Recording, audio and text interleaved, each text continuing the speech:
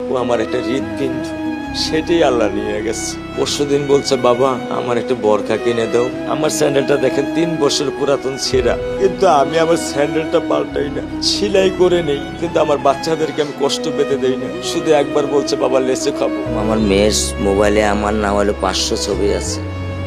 আমি এখনো সাহস পাইনি আমার মেয়ের একটা ছবি বের করে দেখতে। আমার সে সাহস নাই। আমি সে সাহস হারাই ফেলছি, কারণ ও আমার ছিল হৃদপিণ্ড। ওর জীবনে এমন কোনো চাওয়া নাই যেটা আমি পূরণ করি নাই। পরশুদিন বলছে, বাবা আমার একটা বরখা কিনে দাও। আমার চাচতো ভাই বললো, ভাই ইসলামপুর থেকে 300-400 টাকা পাওয়া যায়। আমি সাথে সাথে মিনি মার্কেট থেকে আমি 1000 টাকা দিয়ে আমার মেয়েকে বরখা এনে দিচ্ছি। আমি দরিদ্র, ভাঙা বাসায় থাকি, কিন্তু আমার সন্তানদেরকে আমি কখনোই দারিদ্রতার স্বাদ পেতে দেইনি।